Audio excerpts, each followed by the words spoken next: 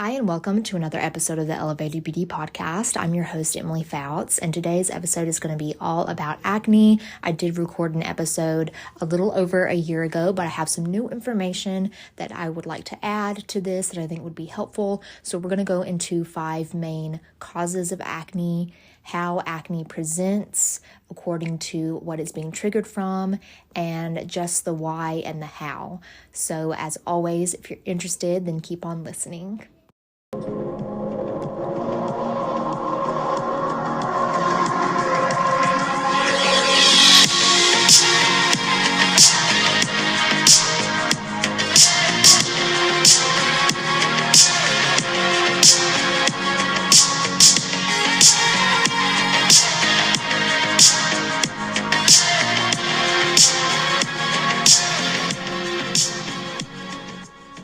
I want to start this episode off with an announcement, and you probably gathered it from the title, but I am entering the 2023 Skin Games in the acne category, so I am posting more acne content than usual. I love to touch all topics, but I am an acne specialist, and acne and age management are my specialties, so yeah, I'm really excited to enter it. And if you're not familiar with what the Skin Games are, it is an international esthetician competition. And so they have several different categories. They have like waxing, different types of makeup, pigmentation, age management, acne. And so I'm just entering the acne category. And what you do is you choose a model and you have to present a case study and picture and video diaries over an 8-week period.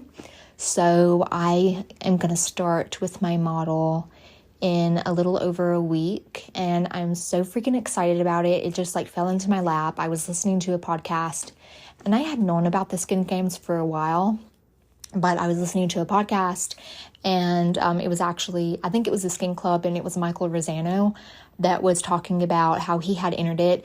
And he was like, yeah, it, seemed hard at first and there was a lot of stipulations, but after, I did it, it was worth it and it didn't seem so big and scary.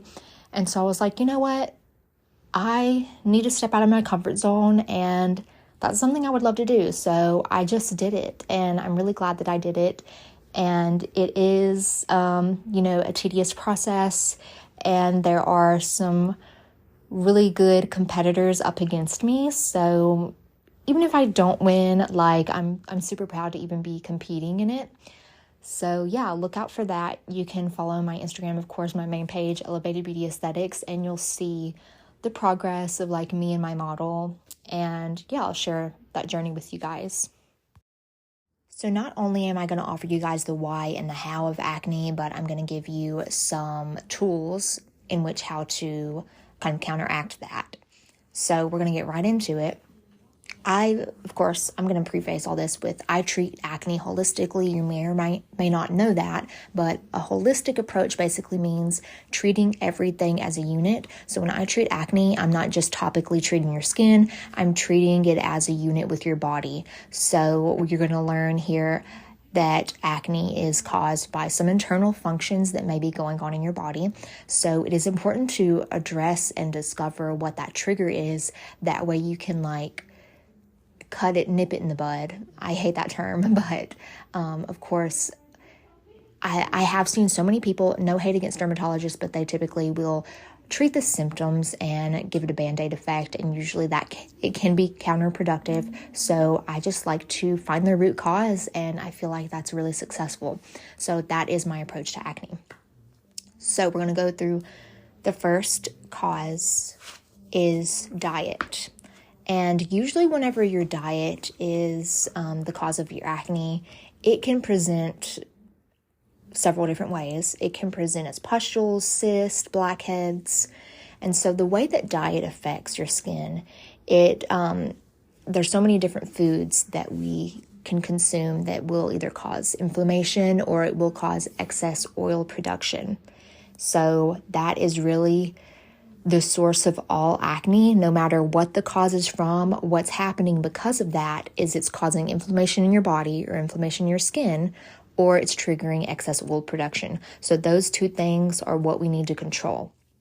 So when it comes to your diet, some things that will cause either those one of two, inflammation or oil production, is refined carbohydrates.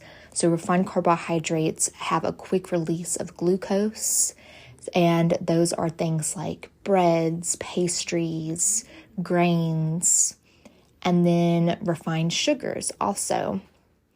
Those are really not great for you because whenever you're eating something that has a quick release of glucose, it spikes your sugar, creating inflammation. So high sugar fruits also, like watermelon, pineapple, those are two that are really high on the glycemic index. Additionally, dairy, and I know you guys have probably heard of dairy, and for a long time I didn't know the why, but the reason dairy causes acne is because it has the IGF-1 hormone, and that triggers inflammation in the human body. So additionally with dairy, whey protein, it has dairy in it, so if you do have whey protein and you're experiencing acne, you might need to cut that out, substitute it with like a pea protein. Additionally, alcohol, it causes inflammation. Phytoestrogens.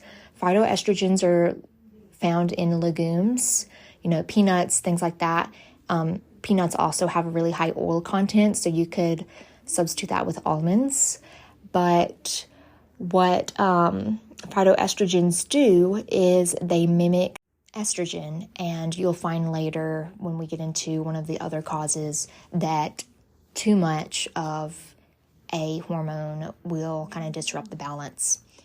So besides the phytoestrogens, we have shrimp and seaweed and kelp. That is high in iodine, which causes inflammation.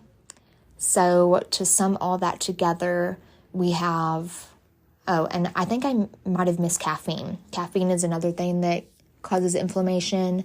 If you have an autoimmune disorder, you might already know that you need to avoid caffeine because that inflammation will really trigger your autoimmune response and give you a flare-up.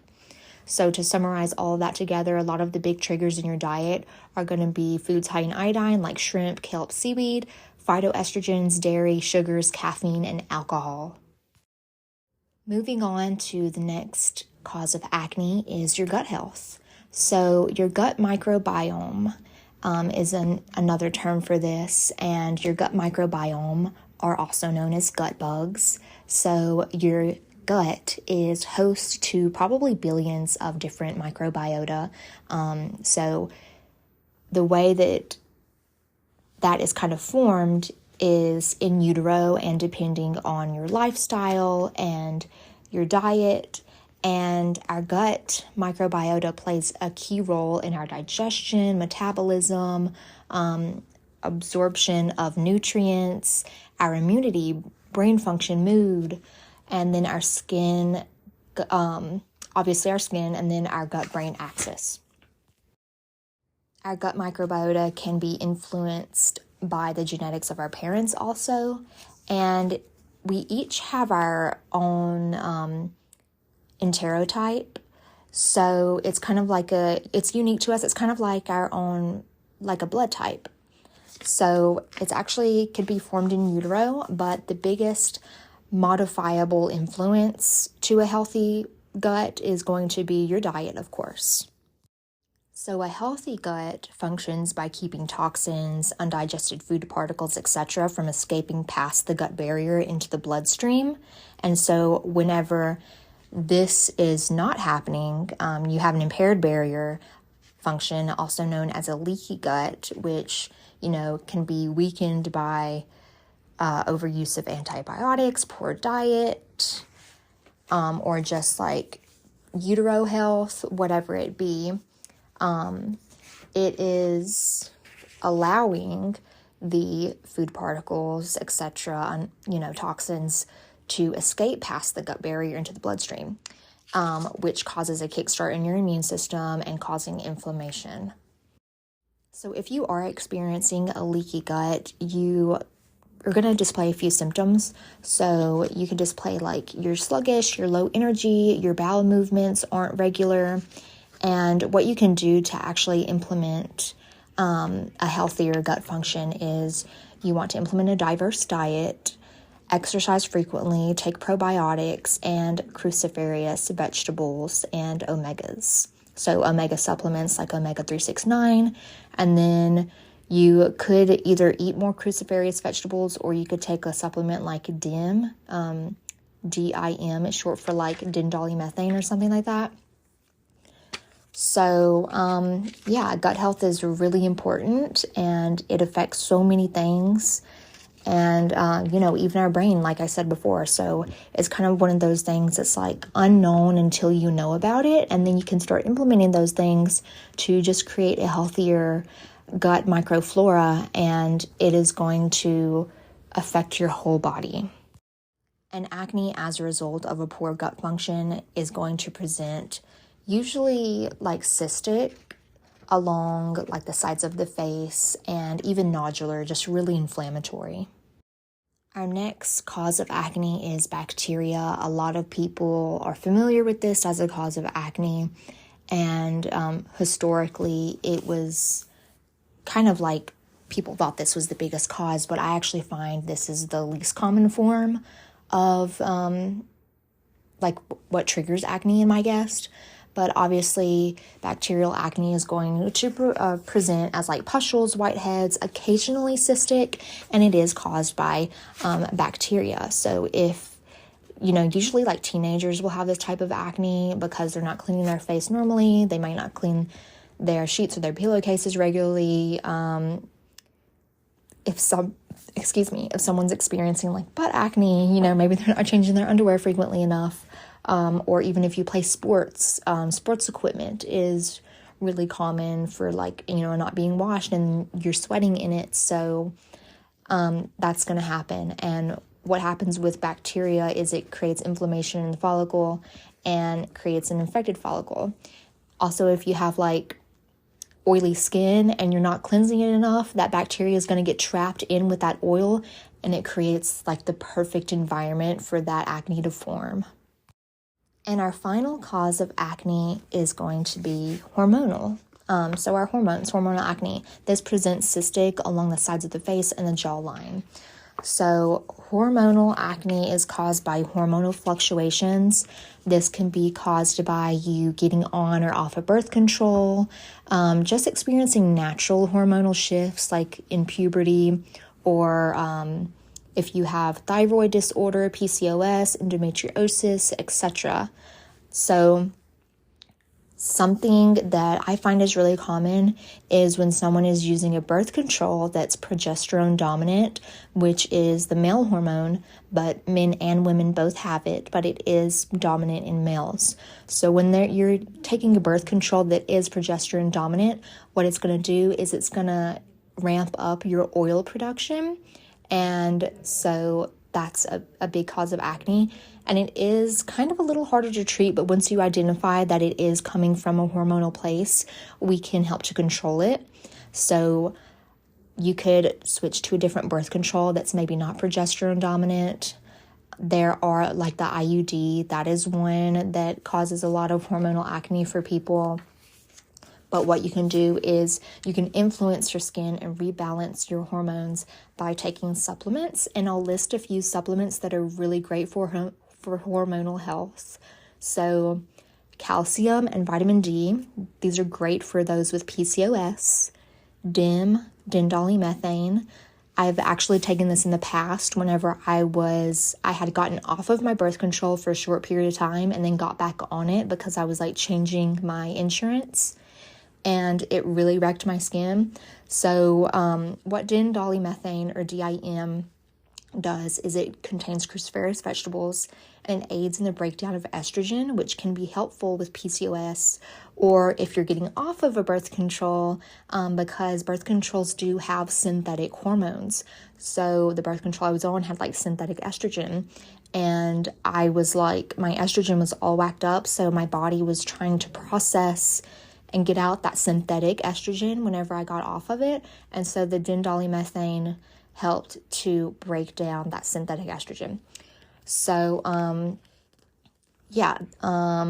omegas I love omegas. I literally recommend an omega for everybody. Omega 369. This helps to regulate our hormones and reduce inflammation. Not only that, but it feeds our gut health. It gives our body nutrients that we just need. You can get omegas from foods that you eat, but usually people aren't eating enough of those foods to get the omegas that we need, and it helps to build up our skin barrier. So that is why I love omegas so much. Then you could also use probiotics, especially if you are experiencing leaky gut or if you had just been on antibiotics. This can affect your hormone synthesis. So again, like if your hormones are out of whack, you could take a probiotic. And then ashwagandha root. This is something that I currently take because I got off of my birth control. I currently take omegas and ashwagandha root because I had gotten off of my birth control and I didn't want my hormone fluctuations to really affect my skin. And I haven't had any issues since I've taken those. But what ashwagandha root is it's an adaptogen, which helps our body adapt to stressors or change. And it also has been known to help with anxiety. So yeah, I can't say any bad things about it. I think when I was talking about the hormonal health, I said that was the last one, but we have one more. So we have five causes. The fifth cause is fungal or yeast overgrowth. And this presents with small red or flesh-colored bumps that are sometimes itchy or painful. And so we have yeast that naturally lives on our skin, in our vagina. And whenever you're taking antibiotics, it can kill some of the good bacteria, and then it just allows that bad bacteria to potentially build up. So if you are a female and you've taken antibiotics before, you probably know that superimposes you to a yeast infection. So that is one way that can cause fungal acne, is taking antibiotics. Also, if you're in a hot or humid environment, or if you go to work out at the gym and you stay in those damp and moist clothes, that can create a really hospitable environment for fungal acne. And it can stick around for a long time untreated. So what you want to do is you want to use an antifungal. A lot of people will actually use an anti-dandruff shampoo because it does have an antifungal ingredient in there. So that is usually what I'll recommend to my clients that have a fungal or yeast acne outbreak, or you could use a benzoyl peroxide cleanser. So to summarize, the 5 causes of acne are your diet, hormones, bacteria, gut health, and a fungal or yeast overgrowth. I do have virtual acne bootcamp consults on my website that you can book, but this episode gave you a lot of different tools. I do have way more information that I just can't put into this podcast.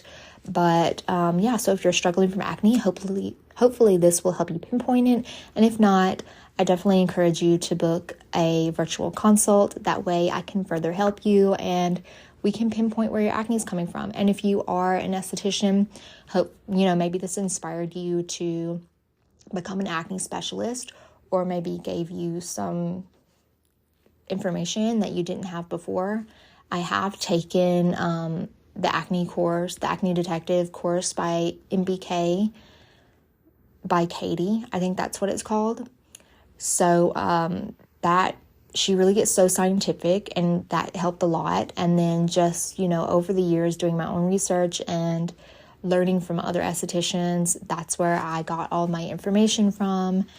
And some people might be like, I can't believe you're giving all this information for free, but knowledge is power, and I just want to help other estheticians and help other people out. Yeah, I'm giving you some information, but it's a lot and it can be overwhelming. So even though I'm giving you some of the main tools, there's so much more information that I just can't even put into this podcast.